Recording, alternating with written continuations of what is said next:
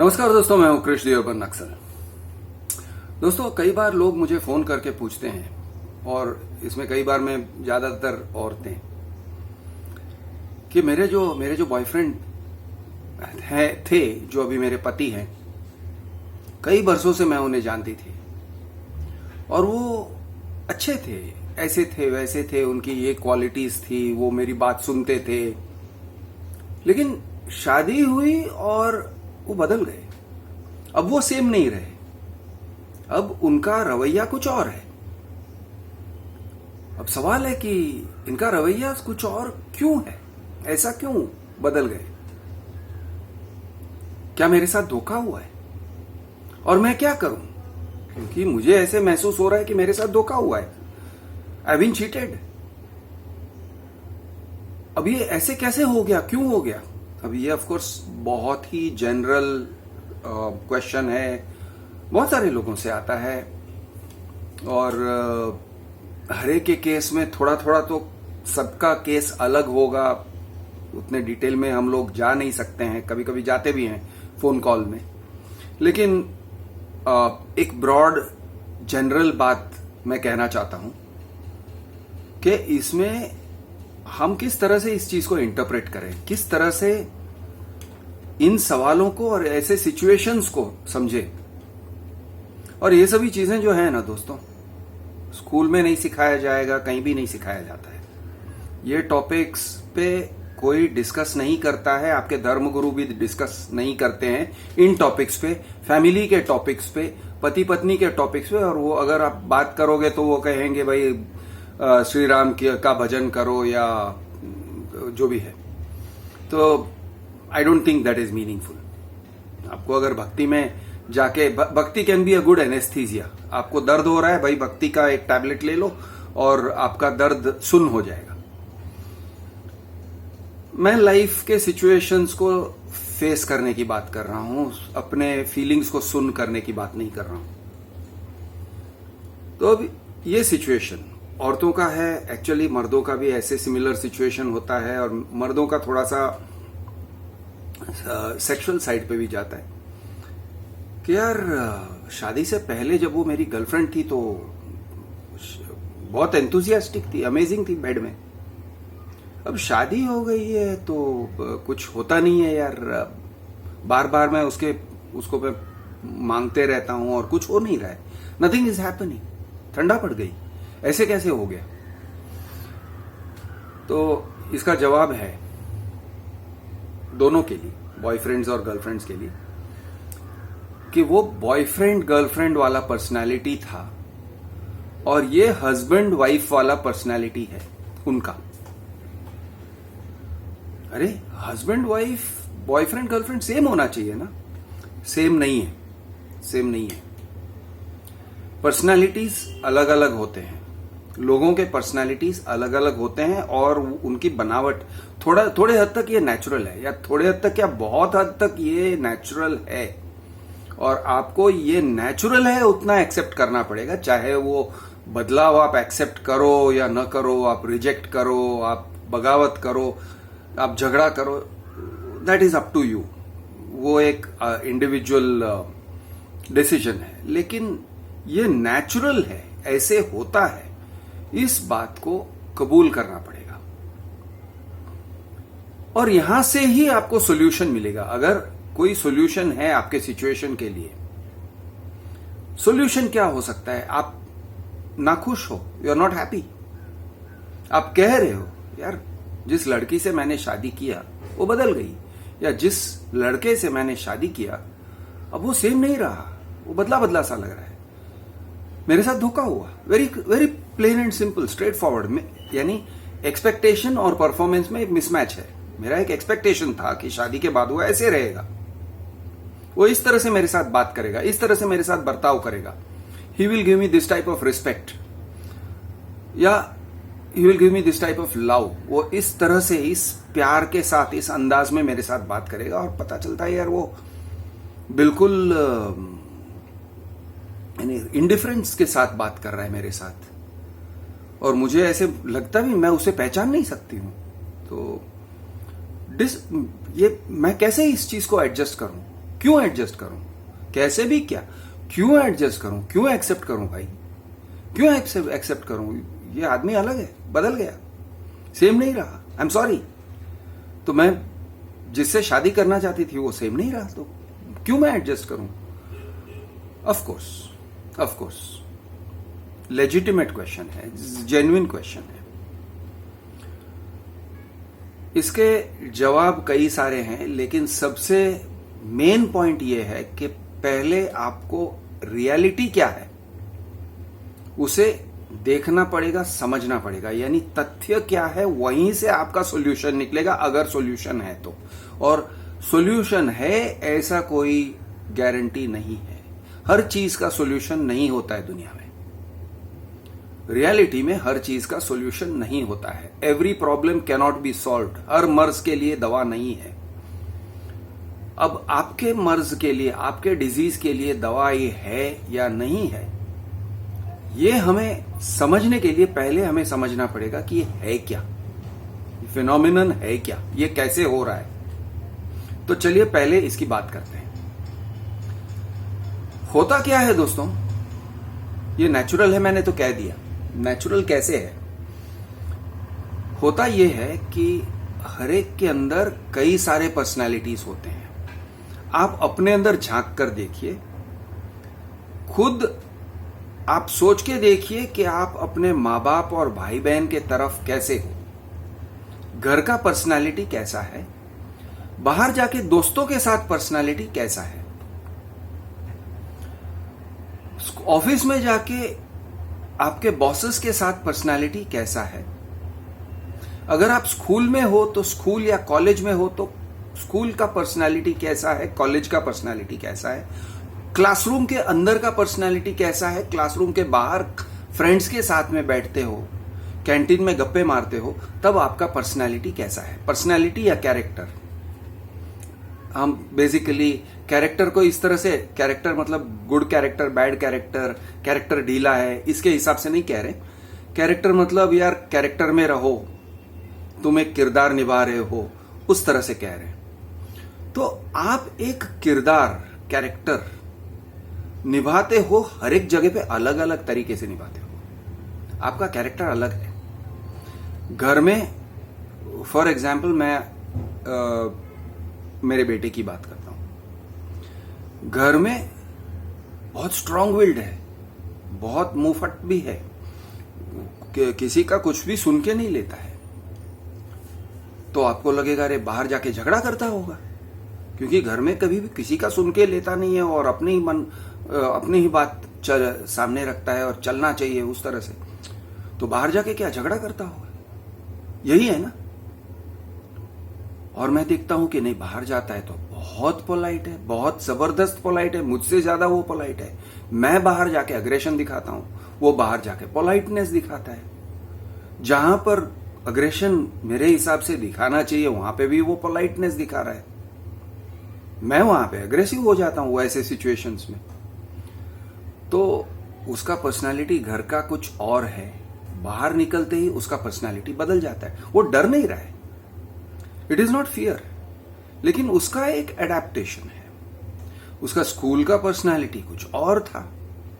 School में वो दोस्तों के साथ जिस तरह से रहता था, मैं जानता हूं वो जिस तरह से रहता था, और स्कूल के फ्रेंड्स अभी भी कंटिन्यू कर रहे हैं, उनके साथ फ्रेंडशिप्स हैं, हर एक के साथ उसका एक इक्वेशन अलग है।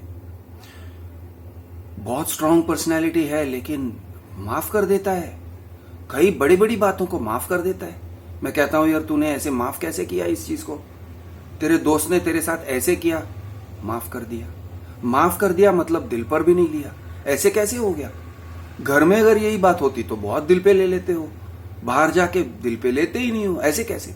लेकिन ऐसा है, ऐसा है, ये रियलिटी है।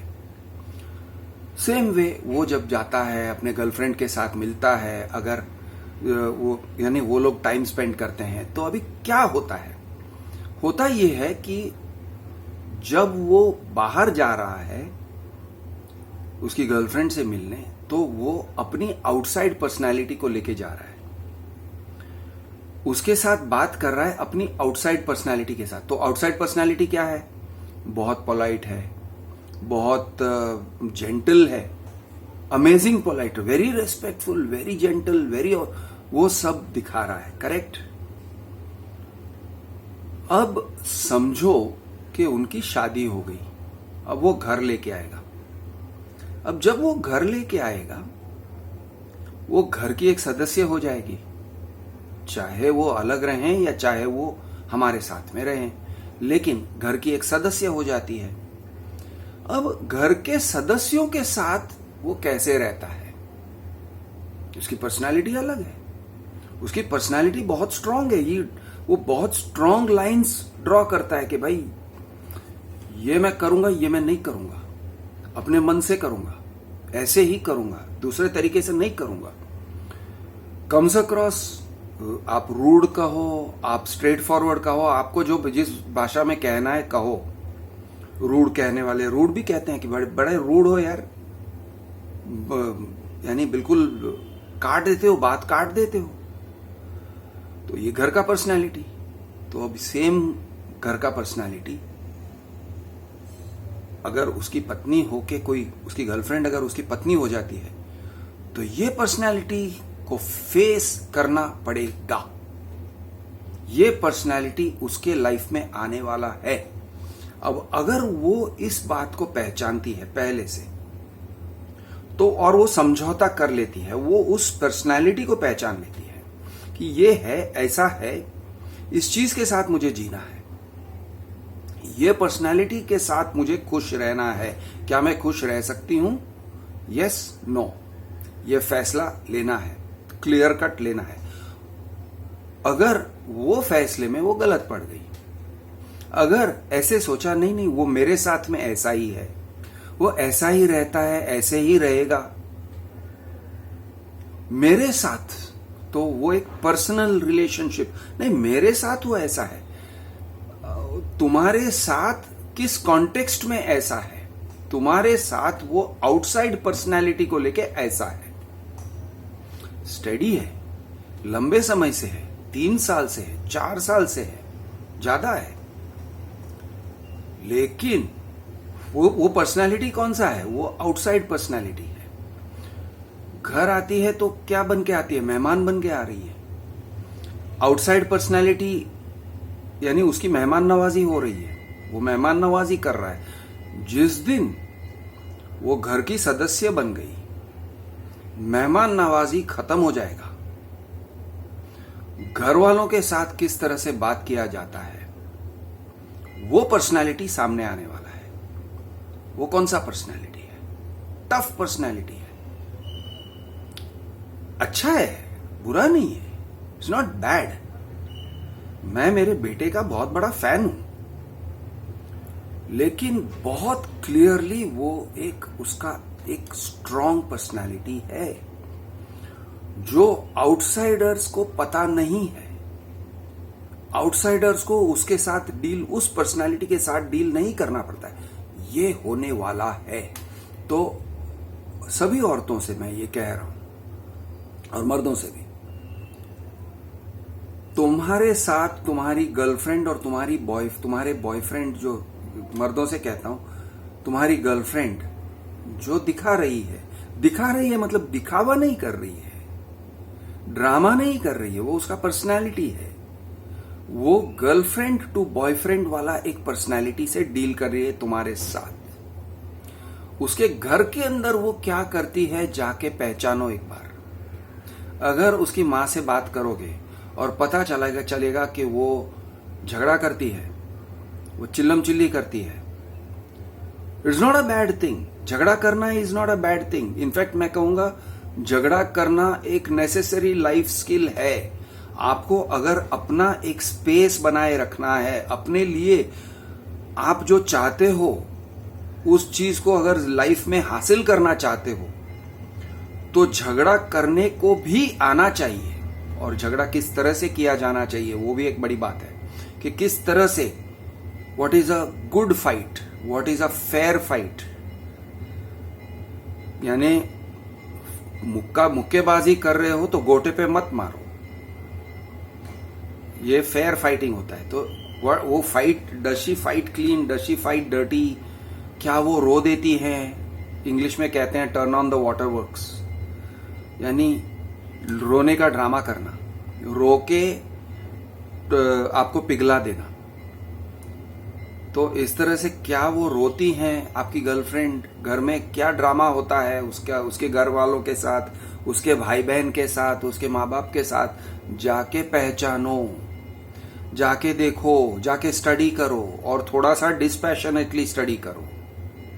थोड़ा सा अपने आप को पिक्चर में से बाहर निकाल के स्टडी करो कि यार मेरी वाइफ या मेरी होने वाली वाइफ अपने घर वालों के साथ किस तरह से बिहेव करती है, किस तरह से बातें करती हैं, उनका फ्रेंडलीनेस है या नहीं है। फॉर एग्जाम्पल, भाई के साथ फ्रेंडली नहीं है, पापा के साथ फ्रेंडली नहीं है, माँ के साथ फ्रेंडली नहीं है, बनती नहीं है, किसी घर में किसी के साथ बनती नहीं है, सबके साथ वो कहते हैं ना काटने को दौड़ते हैं, उस टाइप का टॉक, काटने को दौड़ती है सबके साथ।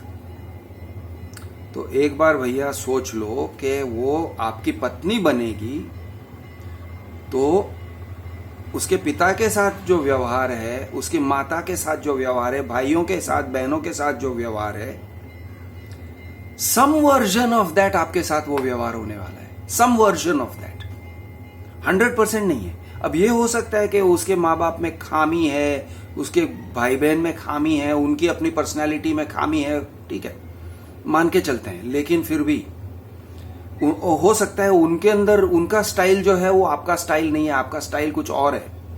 आप एज अ बॉयफ्रेंड, आप फॉर एग्जाम्पल आप शांत हो, जबकि उनके घर में वो लोग झगड़ालू हैं, मान के चलते हैं, ठीक है, आप शांत हो, वो झगड़ालू हैं, इसलिए वो कहती है कि मैं भी झगड़ालू, ठीक है। वो आपके घर में आएगी, उसके बाद वो शांत रहेगी या झगड़ालू रहेगी? अगर उसकी पूरी आदत झगड़ालू रहने की आदत है, झगड़ा करने की आदत है, जोर जोर से चिल्लम चिल्ली करके, ड्रामेबाजी करके, रोना धोना, high pitch volume, okay, words बहुत काटने वाले वर्ड्स, उसकी अगर आदत है, आप देखो उसका पैटर्न क्या है, देखो, आप घर जाके देखो, मिलो, उसके फ्रेंड्स के साथ बैठो, फ्रेंड सर्कल में वो किस तरह से बात कर रही है एक बार समझो, आपको कुछ कुछ और जानने को मिलेगा। क्योंकि कभी कभी क्या होता है, फ्रेंड्स को भी पता है कि यार ये लड़की का बहुत जेलसी है, आपके साथ दिखाई नहीं दे रहा है, लेकिन फ्रेंड्स के साथ दिखाई दे रहा है कि वो उसका बहुत जेलस टेम्परामेंट है। अपनी गर्ल फ्रेंड्स के साथ वो कहेंगी तू उसके साथ क्यों बात कर रही थी, मेरे साथ क्यों नहीं बात कर रही थी, उसके साथ तू पिक्चर देखने क्यों गई थी, मेरे साथ क्यों नहीं गई।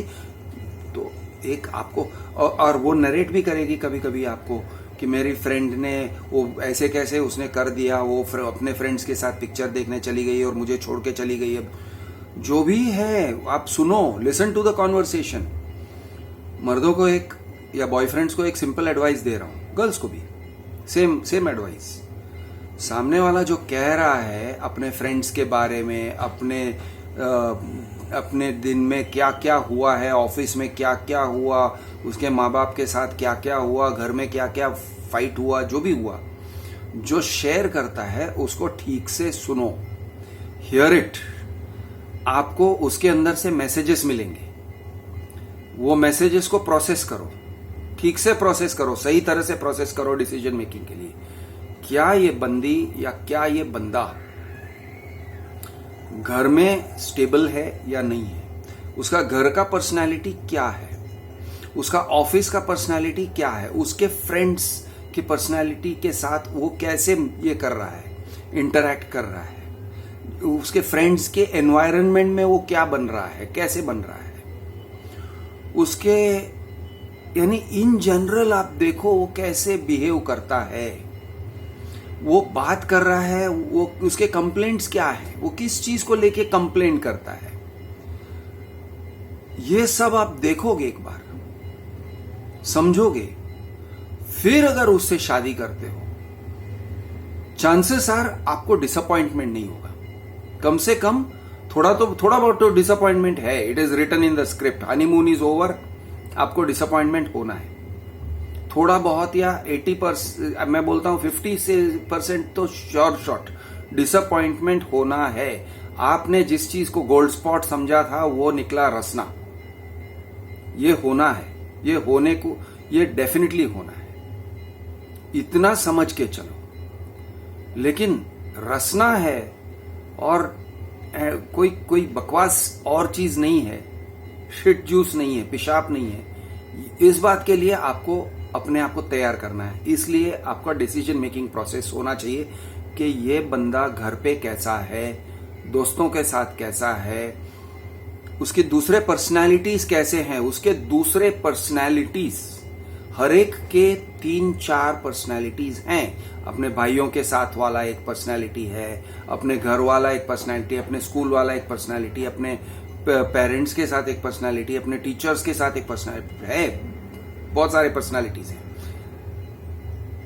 उसके प्रीवियस गर्लफ्रेंड्स के साथ या प्रीवियस बॉयफ्रेंड्स के साथ क्या पर्सनालिटी था, प्रीवियस गर्लफ्रेंड से ब्रेकअप हुआ तो क्यों हुआ उसका, वो कहेगा वो बहुत शक्की थी, आप उसको प्रोसेस करो। वो कह रहा है वो बहुत शक्की थी, ये लड़का उनके फ्रेंड्स के साथ फ्लर्ट कर रहा था या नहीं कर रहा था, ये जरा देखो, थोड़ा सा प्रोसेस करो। और इसमें दिल से नहीं दिमाग से काम लेना पड़ता है। दिल से ये देखोगे, दिल की नजरों से देखोगे तो आपको आपका जानू, आपका बेबी, आपका डार्लिंग मिलेगा। दिल की नजरों से देखोगे तो आपको कुछ और नहीं दिखेगा, सिर्फ यही सब दिखेगा और आपको समझ में नहीं आएगा कि ये बंदा है क्या। थोड़ा सा दिल को बाजू में रख के दिमाग से सोच के देखो इसकी पर्सनालिटी क्या है। क्या वो अपने गर्लफ्रेंड्स की दूसरे फ्रेंड्स के साथ फ्लर्ट करता था? सोचो। वो कहेगा नहीं नहीं मैं फ्लर्ट नहीं कर रहा था, उसको गलतफहमी हुई, इसको भी गलतफहमी हुई, तीसरी को भी गलतफहमी हुई। अच्छा सोचो, सोचो, प्रोसेस इट। झगड़ा करता है, घर में झगड़ा करके आता है, भाई के साथ पैसों को लेके झगड़ा करके आता है, बॉस के साथ झगड़ा करके आ रहा है, कलीग्स के साथ झगड़ा करके आ रहा है। किस चीज पे झगड़ा कर रहा है, किस बात पे झगड़ा कर रहा है? शब्दों पे झगड़ा कर रहा है क्या? वो ही इज टेकिंग ऑफेंस। लोग जिन चीजों को टॉक्सिक कहते हैं ना, ये टॉक्सिक बंदा है, टॉक्सिक बंदी है। कम से कम आपको ये आइडेंटिफाई करना है, ये आपके तरफ, अपने तरफ एक ड्यूटी है, आपको आइडेंटिफाई करना है मैं जिससे शादी करने जा रही हूं वो टॉक्सिक तो नहीं है, वो जहरीला तो नहीं है।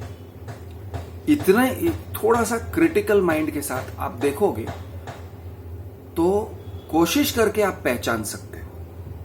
कोशिश है तो मेहनत लगेगा आपको, इसमें मेहनत करना है आपको। और अगर अब चलिए ये टॉपिक से दूसरे एक टॉपिक पे जाते हैं।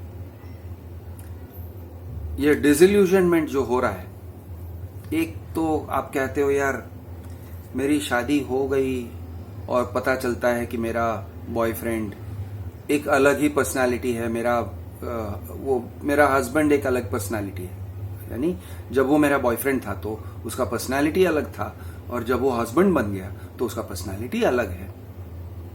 अगर ऐसे कह रहे हो तो इसमें एक और भी बात है, हो सकता है कि आपके चश्मे उतर गए। आपने एक पिंक कलर के चश्मे पहन रखे थे,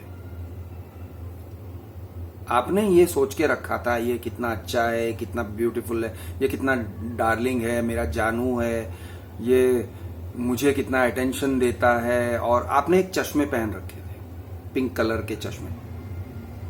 तो आपको उसके अंदर से सब पिंक और रोजी दिख रहा था। अब शादी के बाद तो चश्मे उतारने ही पड़ते हैं, या फिर उतर जाएंगे, अपने आप से उतर जाएंगे, गिर जाएंगे आपके चश्मे। आपके चश्मे गिर गए, अब वो जो था वो तो था, आपको दिख नहीं रहा था। आपने अपनी पूरी एनर्जी उसको मेरी जान, मेरी जानू, मेरी डार्लिंग, मेरे बेबी यही कहने में आपने पूरा एनर्जी डाल दिया था। आपने अपना पूरा मेंटल एनर्जी को उसमें इन्वेस्ट कर दिया था कि सारी दुनिया एक तरफ और मेरा जानू एक तरफ। अब हकीकत सामने आया, now you can't deal with it. आप कह रहे हो वो बदल गया, नहीं वो नहीं बदला। वो बदला होगा या नहीं भी बदला होगा, लेकिन आपके चश्मे उतर गए। आपने चश्मे पहन रखे थे, वो चश्मे उसने नहीं पहनाया था, वो आपने पहन रखे थे। आपका देखने का नजरिया बदल गया। आपको लग रहा था कि शादी हो जाएगी, उसके बाद we will live happily ever after, सब कुछ दी एंड, ब्यूटीफुल एंडिंग। लेकिन ब्यूटीफुल एंडिंग नहीं होता है ना लाइफ में। शादी होने के बाद after the wedding the real marriage begins. Wedding के बाद, वेडिंग में बहुत आहा क्या, सब लोग आलीशान, सब लोग सुंदर, अच्छे लग रहे हैं और सुखिनो भवंतु वगैरह वगैरह। आपको लगेगा कि कुछ भी यहां पे गलत नहीं हो सकता है। लेकिन ये शादी, वेडिंग है, उसके बाद में जाके रहना पड़ता है उसके यहां। वेदर आप सेपरेटली रहते हो या उसके पेरेंट्स के साथ में रहते हो। पेरेंट्स के साथ में रहोगे तो एक और सेट ऑफ कॉम्प्लिकेशंस है, एक और फुल सेट ऑफ कॉम्प्लिकेशंस आ जाते हैं, क्योंकि वो अब अपने पेरेंट्स को भी रेस्पॉन्ड कर रहा है। आपको तो रेस्पॉन्ड कर ही रहा है, अपने पेरेंट्स को भी रेस्पॉन्ड कर रहा है। अब आप देखोगे कि उसके मदर जो कहती हैं उसमें उसके ऊपर वो ज्यादा वजन रखता है और आप जो कहती हो उसके ऊपर कम वजन रखता है। माँ को ज्यादा ट्रस्ट कर रहा है, माँ को कभी वो गलत नहीं कहता है, आपको गलत कहता है। या फिर आपको ऐसे लगेगा, शायद आपने कोई और चश्मे पहन लिए तो आपको हमेशा ये लगेगा अरे यार माँ की बात सुन रहा है, मेरी बात नहीं सुन रहा है। माँ कहती है वैसे करता है, मैं कहती हूं वैसे नहीं करता है। और कुछ एक्सट्रीम सिचुएशंस में ये भी हो जाता है कि उसके जो घर के आदत हैं, जैसे कि सैलरी कमाया है, उसकी आदत है कि वो मम्मी या पापा को फुल अपना पे पैकेट दे देता है। आजकल तो ऑफ कोर्स पे पैकेट में नहीं आता है, पैसे पैकेट में नहीं आते हैं। पहले के टाइम पे पैकेट में ऐसे पे पैकेट आता था, अब बैंक अकाउंट में आता है। लेकिन कुछ लोगों की आदत रहती है कि भाई पूरा का पूरा पैसे का कंट्रोल मम्मी करेगी या डैड करेंगे। ये टाइप के जॉइंट फैमिलीज में ये टाइप का सिचुएशन रहता है। और आपको लग रहा था कि वो कर रहा है, आपने उसी बेसिस पे उसके साथ शादी किया कि ये बंदा अपने फाइनेंसेस को खुद कंट्रोल कर रहा है। पता चलता है उसका पापा कंट्रोल कर रहा है। तो जब आप कुछ लेना चाहती हो तो जाके पापा से पूछो, वो खुद कह देगा। कभी कभी बेशर्म होके कह देगा कि जाओ मम्मी से पूछो, जाओ पापा से पूछो, या पापा ने मना कर दिया बोलता है। आप कहते हो यार मैंने तुमसे शादी किया है, तुम्हारे पापा से शादी किया, तुम्हारी मम्मी से शादी किया। और कभी कभी मम्मी और पापा भी नहीं, कभी कभी दूर दूर के रिश्तेदार कंट्रोल करते हैं। दूर दूर के रिश्तेदारों का, मामा का, चाचा का ये रहता है, कंट्रोल रहता है कि नहीं नहीं बेटा ये नहीं खरीदते हैं, हमारे घर में ऐसे नहीं होता है। अरे भाई हम लोग हैं, हम लोग पति पत्नी हैं, हम लोगों का डिसीजन मेकिंग होना चाहिए। लेकिन ये चाचा जी कहां से कंट्रोल कर रहे हैं? दूर बैठे हुए चाचा जी, उनको फोन लगाना पड़ता है, वो उनको फोन करके पूछना पड़ता है कोई परचेज डिसीजन।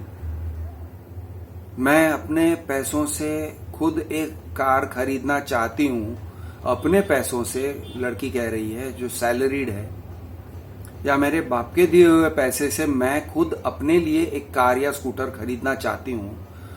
तुम्हारे पापा से या तुम्हारी मम्मी से या तुम्हारे चाचे से परमिशन लेने की बात कहां पे आ गई?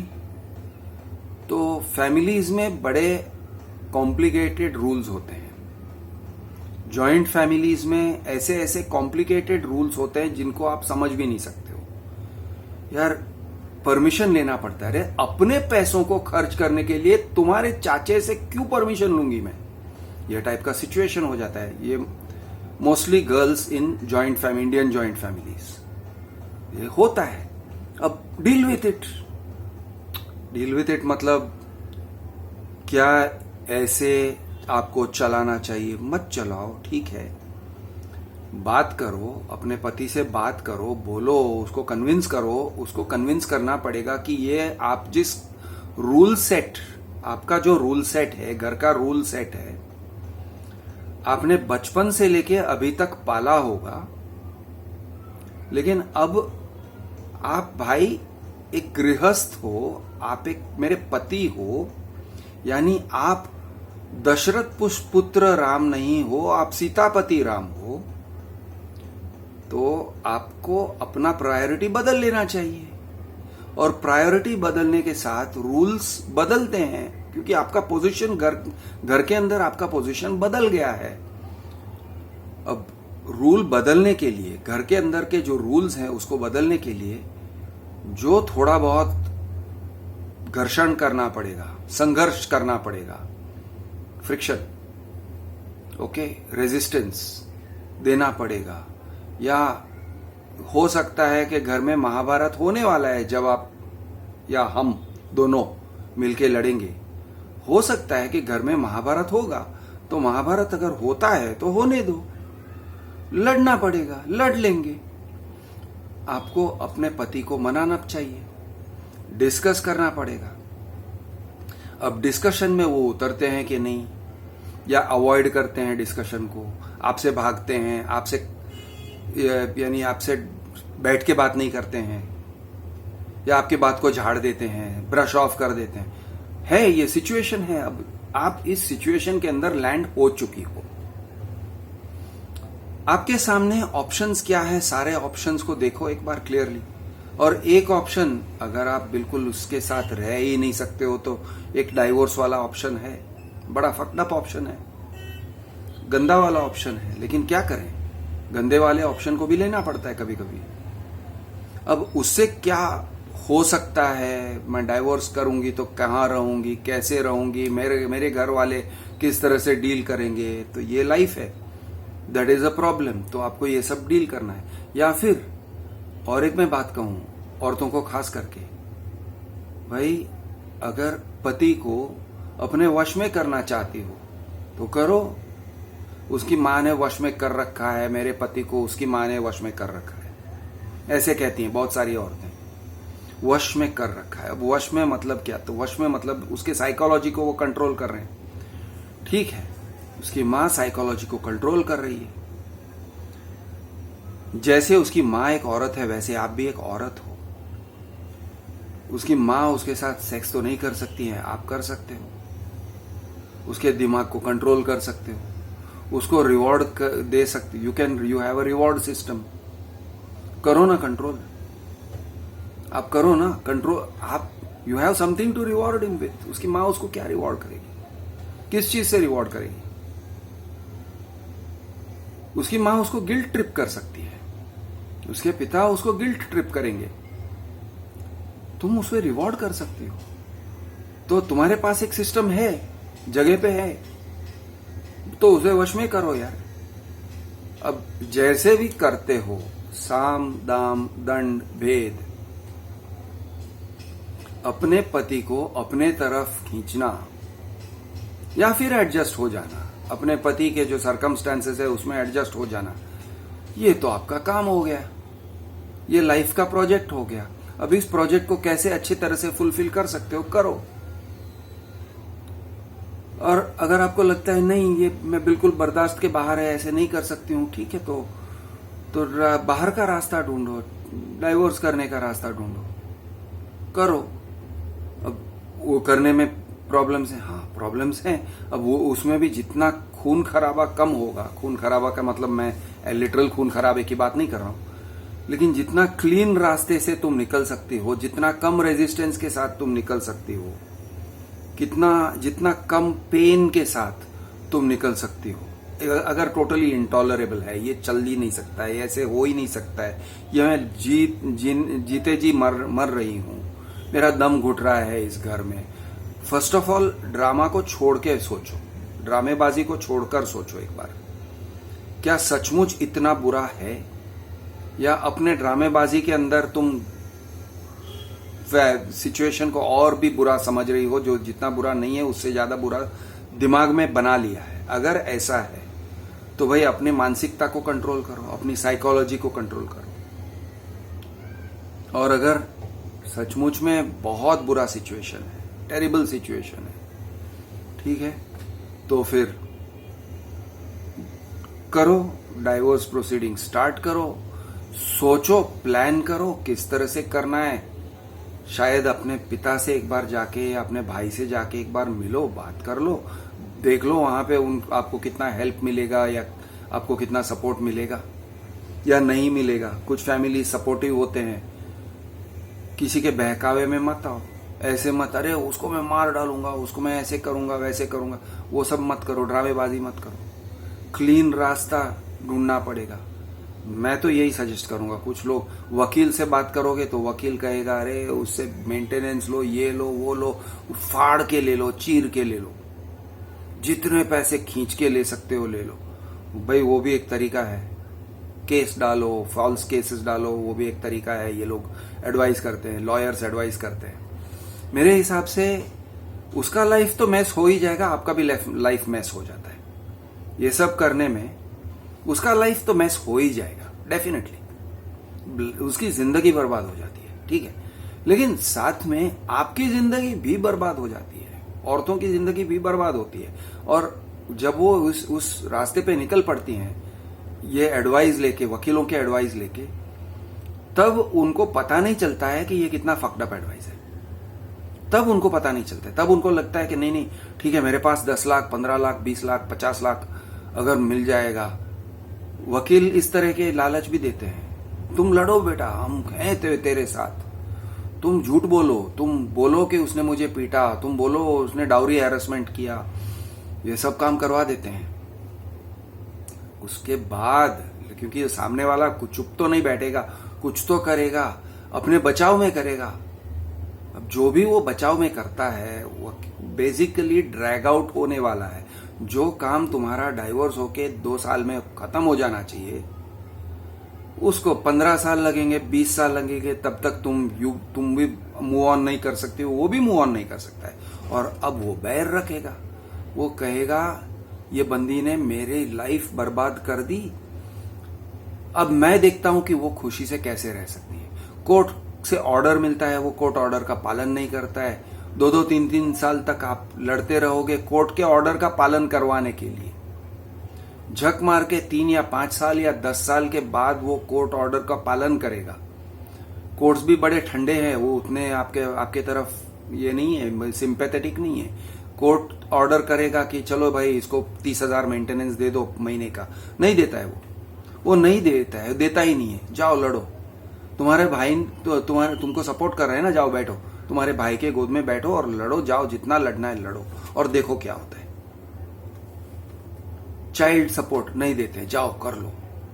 तो ये टाइप का सिचुएशन होता है, नहीं दोनों साइड बिटर हो जाते हैं। तो इससे बेहतर है अगर तुम्हें निकलना ही है, निकलने का ही एक रास्ता है। और ये भी मैं कहता हूं, ये कैलकुलेशन जो करना होता है, सोच समझ के सुलझे हुए इंसान के साथ बैठ के डिसाइड करना होता है। ये लाइटली मत कर डालो, नहीं नहीं मैं जी नहीं सकती हूं, ऐसे नहीं जी सकती हूं, इसके साथ मैं नहीं जी, लाइटली मत करो, बिकॉज बहुत गंदा फकअप होने वाला है, तुम्हारा लाइफ बहुत खराब होने वाला है। Same thing for guys. तुम लोग डाइवोर्स प्रोसीडिंग्स कभी कभी मूड में आके माँ ने कह दिया, पिताजी ने कह दिया, बेटा ये बहू हमारी बेइज्जती करती है, माँ की बहकावे में आके तुम कर देते हो, वो ऐसा है वैसा है, वो इसके साथ व्हाट्सएप पे चैट कर रही थी। तुम अगर कच्चे कान के हो, लड़के लोगों से बात कर रहा हूं, तुम अगर कच्चे कान के हो या तुम इमेच्योर टेम्परामेंट के हो और अपने वाइफ के साथ तुम आज के मॉडर्न इंसान की तरह डील नहीं कर सकते हो और बस अपनी मनमानी करके कैसे भी करके मैं चला लूंगा, मैं झगड़ा कर लूंगा, मैं डाइवोर्स कर दूंगा, ये टाइप का अगर टेम्परामेंट है तुम्हारा, तो थोड़ा सा एक बार कंट्रोल करो, संभल जाओ। क्योंकि एक बार जब वो कॉम्प्लिकेटेड जोन में पहुंच जाता है ना, वो दलदल है। कोर्ट, वकील, ये सब जो है ये दलदल है, ये मेस है। इस मेस से बच के रहो, इस मेस के अंदर जाने से। और वकील तुमको तसल्ली देंगे कि हाँ हो जाएगा, डोंट वरी, टेंशन मत लो, तुम आगे बढ़ो, हम तुम्हारे साथ हैं, आवाज दो, हम तुम्हारे साथ हैं। कोई तुम्हारे साथ नहीं है, वो बाद में पता चलता है। और उस दलदल में, उस गंदी दलदल में तुम चलते जाओगे, वकील को पैसे देते जाओगे, लड़ते जाओगे, अपने बीवी के बारे में गंदगी फैलाते जाओगे, वो भी तुम्हारे ऊपर कुछ क्रॉस कंप्लेंट करेगी। तुम बोल दो कि उसने अफेयर किया, ये किया, वो किया, तुम बोलोगे, लेकिन वो सामने वाला भी वो भी कुछ ना कुछ तो करेगी। और उसके पास हथियार बहुत है। आज के कानून के हिसाब से उसके पास लड़कियों के साइड पे बहुत सारे हथियार हैं। तुमको, तुम्हारे पापा मम्मी को, तुम्हारे चाचा चाची को, तुम्हारे लंदन वाले चाचा को और तुम्हारे यूएस वाले भाई को भी चक्की पीसिंग करवा सकती हैं। सबके ऊपर एफआईआर हो सकता है। भाई संभालो, मैस मत करो। निकलना ही है, सॉर्ट आउट करो, बात करो, किसी सुलझे हुए इंसान के साथ डिस्कस करो, उनके साथ डिस्कस करो, ओपनली डिस्कस करो। प्रॉब्लम क्या है, इसका सॉल्यूशन क्या है। अगर प्रॉब्लम को शादी के अंदर सॉल्व कर सकते हो तो भाई सॉल्व करो। अगर नहीं कर सकते हो, उसकी आदतें बहुत गंदी है, वो आदत छोड़ने को तैयार नहीं है, वो चीख चीख के झगड़ा करती है और वो रोज झगड़ा करती है, रोज इमोशनल अत्याचार, रोज ड्रामा, रोज बच्चों को पीटना, रोज तुमको पीटना, रोज तुम्हारे माँ बाप पे बरसना, ये टाइप के जो बिहेवियर्स होते हैं, टॉक्सिक बिहेवियर्स, अगर टॉक्सिक है, सचमुच में टॉक्सिक है और सिर्फ तुम्हारे उस माहौल में रह के टॉक्सिक नहीं हुआ है या हुई है, तो जाके छोड़ने की बात करो। वो जो ऑप्शन है अच्छा ऑप्शन नहीं है। तो अच्छे ऑप्शंस क्या है? एक तो ये है अपनी रिस्पॉन्सिबिलिटी लेना कि उसे शादी करने के टाइम पे हमारे बीच में जो सेटिंग था, जो कम्युनिकेशन था, वो कम्युनिकेशन को मैं किस तरह से बिल्डअप कर सकता हूं, कैसे उसे रीबिल्ड करूं, कैसे उसे रीडिस्कवर करूं। मुश्किल होता है, लेकिन अगर शांति से तुम दोनों जाके शायद कहीं हॉलिडे होम में बैठ के शांति से डिस्कस करने के एजेंडा को लेके डिस्कस करते हो, किसी के इंटरफियरेंस के बिना, भाई बहन मम्मी डैडी के इंटरफियरेंस के बिना,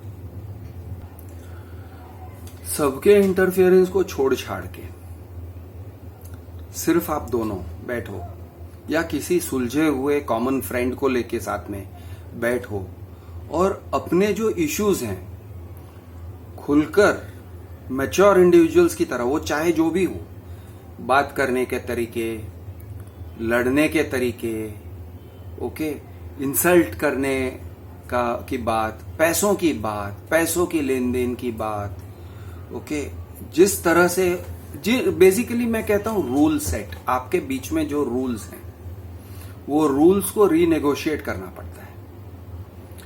आप दोनों के रूल्स क्या हैं, आप किन रूल्स से जी रहे,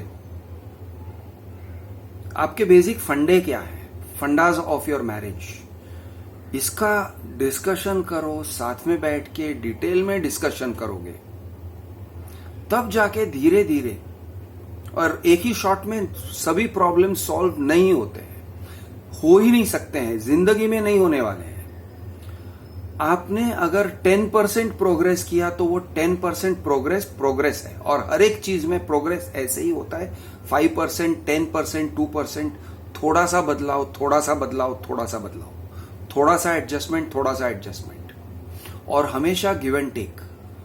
तुम उसके लिए कुछ कर रहे हो तो यानी वो तुम्हारे लिए कुछ करेगी, यानी थोड़ा सा गिव एंड टेक होना चाहिए। देखो, एक काम करते हैं, मैं ऐसे करता हूं, अब इसमें अगर सोचते हो कि नहीं मैं ही जीत के निकलूंगा और वो हार जाएगी, पूरी तरह से हार मान लेगी, बॉस, ये नहीं होने वाला है। ये ह्यूमन नेचर नहीं है। तुम अगर कंटिन्यू करना चाहते हो, ह्यूमन नेचर के साथ डील करना चाहते हो, तो ह्यूमंस को ह्यूमन की तरह समझो। मैं सही हूं, तुम गलत हो, बॉस, नॉट हैपनिंग। हो सकता है कि तुम 100% सही हो और वो 100% गलत है, लेकिन आपको 10-20% लेट गो करना पड़ेगा और 10-20% हासिल करना पड़ेगा, ट्रेडिंग करना पड़ेगा। और ट्रेडिंग में भी ऐसे मत समझो कि हाँ चलो हमने डिसाइड कर लिया, अब फिनिश्ड, फुल एंड फाइनल, नहीं होता है।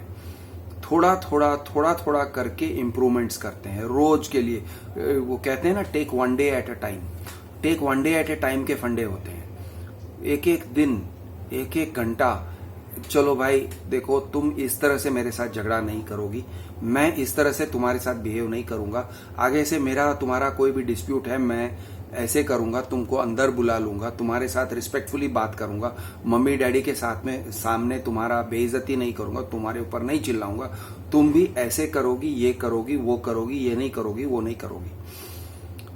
इस टाइप का समझौता करना पड़ता है, और समझौते कभी कभी टूट भी जाते हैं तो उसे फिर भी संभालना पड़ता है। ऐसे नहीं कह सकते अरे समझौता टूट गया तो अभी बेकार हो गया। नो, ऐसे करके तुम सुधर सकते हो, और ये एक प्रिंसिपल लेके तुम चल सकते हो कि भाई वो भी इंसान है, मैं भी इंसान हूं, हम दोनों में बहुत खामियां हैं, और इन खामियों को संभाल के हम आगे बढ़ सकते हैं। अगर आप दोनों ही मिलके बात कर सकते हो, नथिंग लाइक इट, या फिर किसी ट्रस्टेड फ्रेंड को साथ में ले जाओ और सुलझे हुए इंसान को साथ में ले जाओ जो दोनों के पक्ष को समझता है, और आप सॉल्यूशंस ढूंढो। हो सकता है कि आपको लाइफ में तो आगे बढ़ने के सॉल्यूशंस मिल जाएंगे, हो सकता है। Okay, life is difficult, life is tough, जिंदगी किसी के लिए इजी नहीं है। तो हो सकता है कि आप दोनों अपने डिफरेंसेस को कम करके, एडजस्ट करके गृहस्थी चला सकते हो, आगे बढ़ सकते हो। और अगर ऐसे करते हो तो इसे एक बहुत बड़ी जीत समझो। लाइफ में जीत सिर्फ दुश्मनों से नहीं होता है, लाइफ में जीत अपनों से होता है, या अपने खुद के ऊपर होता है, और अपनों के साथ जुड़ने से लाइफ में जीत होती है। अगर आप दोनों एडजस्ट कर सकते हो, देख मैंने ये सोचा था, ये मेरी गलत फहमी थी, सॉरी मैंने ये ऐसे कह दिया, अब सॉरी बोलने की भाषा को अपनाओ बॉस। सॉरी बोलना कोई कमजोरी नहीं है, सॉरी बोलना ताकत है। सॉरी बोलना, सामने वाले को मनाना, अपने पुराने स्टैंड को छोड़ना, अपनी पुरानी कभी कभी इच्छाओं को भी छोड़नी पड़ती है। मैंने सोचा था कि मैं ऐसे करूंगी या मैं ऐसे करूंगा, अब देखो ये नहीं कर पाती हूं। ठीक है, ये नहीं कर पाती हो, ये नहीं, मैंने सोचा था हम लोग फॉरेन ट्रिप मारेंगे, ये था वो था, तुमने प्रॉमिस किया था, नहीं हो पा रहा है। बराबर है, करेक्ट, नहीं हो पा रहा है। हो सकता है कि 10 साल के बाद या 20 साल के बाद हम करेंगे, लेकिन अभी फिलहाल नहीं हो पा रहा है, इसको लेट गो करना पड़ रहा है। प्लीज करो। तो इस तरह से कुछ बेसिक्स को लेट गो नहीं कर सकते हैं। फॉर एग्जाम्पल, मियाँ बीवी के साथ में जो बीच में जो रिश्ता होना चाहिए, उसमें एक इंटीमेसी, एक सेक्सुअल वाइब, ये सब जो होना चाहिए वो इम्पोर्टेंट है। कुछ चीजें जो है वो नेगोशिएट होते हैं। फॉर एग्जाम्पल, बच्चे चाहिए, नहीं चाहिए, कितने चाहिए, कब चाहिए, नेगोशिएट होते हैं, लेकिन नेगोशिएटेड सेटलमेंट करना पड़ता है बीच में। अगर वो कहती है मुझे बच्चे ही नहीं चाहिए और वो कह रहा है यार मुझे बच्चे चाहिए थे, प्रॉब्लम है और काफी बड़ा प्रॉब्लम है, तो थोड़ा बहुत उसे भी एडजस्ट करना पड़ेगा, दोनों को एडजस्ट करना पड़ेगा। चलो यार 2 बच्चे नहीं, 1 बच्चे के बाद फुल स्टॉप करते हैं, ओके चलो done deal, okay let's do it. या फिर नहीं होता है, फिर वो चलो ठीक है अडॉप्ट करते हैं। तो जो भी है एक इंटेलिजेंटली डिस्कस करके वर्कआउट करना पड़ता है। और सॉल्यूशंस कभी भी 100% नहीं होते। किसी को भी जिंदगी में 100% सेटिस्फैक्शन नहीं मिलता है, यानी थोड़ा बहुत अपने मन को मारना पड़ता है, मन मार के जीना पड़ता है, जिसको कहते हैं ना कि मन मारना मतलब डिजायर्स को लेट गो करना। तो थोड़ा बहुत आपको त्याग करना ही पड़ेगा। ये लाइफ की क्वालिटी है, ये जिंदगी ऐसी ही है। तो अगर आप कहते हो अरे मेरे साथ धोखा हुआ, मैंने ये सब सोचा था, ऐसे होना चाहिए था, तो थोड़े जो आपके जो सपने थे, सपनों को लेट गो करना पड़ता है, हकीकत को गले लगाना पड़ता है कि हाँ ये सपने थे, ये सपने पूरे नहीं हुए, लेकिन मैं हकीकत रियलिटी को एडजस्ट कर रही हूं या एडजस्ट कर रहा हूं, ये रियलिटी है। मैं एडजस्ट ये रियलिटी को रिजेक्ट करती हूं या करता हूं तो प्रॉब्लम्स कुछ और ही नेक्स्ट लेवल के प्रॉब्लम्स होने वाले हैं, और वो नेक्स्ट लेवल के हो जाएंगे। समझ के चलो, संभल के चलो, ऐसे मत करो कि हाँ हो जाने दे, जो होता है हो जाने दे, बाद में रिग्रेट करते हैं। मत करो, संभल के चलो, सुलझे हुए इंसान की तरह चलो।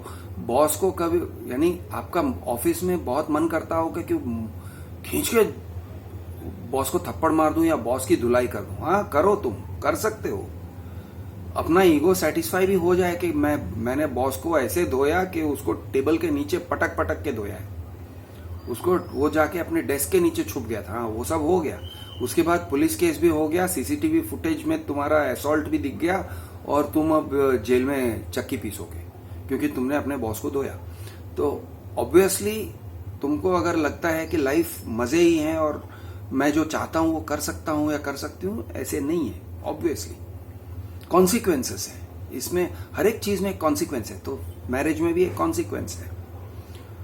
कॉन्सिक्वेंसेस को संभालते, रियलिटी को समझ के, रियलिटी के साथ समझौता करके आपको एक रास्ता निकालना पड़ेगा। लाइफ में से एक रास्ता निकालना पड़ेगा। कभी कभी बहुत कड़वी दवा है ये, मैं जो कह रहा हूं कड़वी दवा है, क्योंकि आपने पूरा अपना साइकोलॉजी ऐसे बनाया होगा कि मैं जो चाहती हूं जिंदगी में हासिल कर सकती हूं, या मैं जो चाहता हूं जिंदगी में हासिल कर सकता हूं। पता चलता है नहीं कर सकता हूं, नहीं कर सकती हूं। तो समझौता है, समझौता करना पड़ता है। समझौता is written in your script, वो है, it is part of the deal, it is part of life. लेकिन अगर सुलझे हुए इंसान की तरह अगर अपने सारे स्कोप को देख के तुम करोगे तो you may find it is not so bad, it is actually good. कभी कभी ऐसे लगता है इट्स अ बैड आइडिया, अरे क्या यार मुझे खिचड़ी खानी पड़ रही है। बाद में पता चलेगा हाँ खिचड़ी खाया तो बेहतर था, बिरयानी खाने से ज्यादा अच्छा खिचड़ी खाना मेरे सेहत के लिए अच्छा था। वो बाद में पता चलता है। पहले अपने आप को एडजस्ट करना पड़ता है। अरे मैंने मन बना लिया था कि मुझे पनीर पुलाव खाना है, मुझे हर रोज पनीर पुलाव खाना है, बिरयानी खाना है, गोश्त खाना है, और नहीं हो रहा है, खिचड़ी खा के जिंदगी बिताना पड़ रहा है। करेक्ट, हो सकता है बाद में आप जाके समझोगे हाँ यार लेकिन ये खिचड़ी खाया और मैं अभी अच्छे सेहत में हूं, खिचड़ी खा के मैं अच्छे हेल्थ में हूं, और जिन लोगों ने सिर्फ बिरयानी और ये सब स्वादिष्ट खाना खाया उनकी सेहत खराब हो गई है। तो लाइफ के ट्रेड ऑफ्स के कुछ अच्छे प्लसेस भी होते हैं जो शायद आपको नहीं दिखेंगे। ट्रेड ऑफ कर लो, समझ लो, समझौते के साथ आगे बढ़ना है। Compromises are a part of life. Reality को समझ के चलना है। कोई इमेजिनरी, कोई भगवान की रक्षा, भगवान आके आपकी रक्षा नहीं करने वाला है। आप एक नंबर के राम भक्त हो लेकिन आपने लाइफ में फक्ड अप डिसीजंस लिए, तो राम भक्त होने से आपका कोई फायदा नहीं होने वाला है। या आप एक नंबर के नमाजी मुस्लिम हो लेकिन आपने फक्ड अप डिसीजंस लिए, आपने गलत डिसीजंस ले लिए, तो वहां पे आपको न रसूल बचाएगा ना अल्लाह बचाएगा। उसके जो परिणाम है वो आपके ऊपर आएंगे, क्योंकि ये दुनिया है और आप इस दुनिया में रह रहे हो और दुनिया के रूल्स लागू होते हैं। दुनिया है, दुनिया को दुनिया समझो, दुनिया के रूल्स, दुनिया के नियम क्या हैं, दुनिया में किस तरह से होता है वो समझो, और इसी के साथ समझौता करके जीने को सीखो। मैं हूं आपका दोस्त कृष द अर्बन नक्सल। जय महाराष्ट्र, जय हिंद, जय जवान, जय किसान।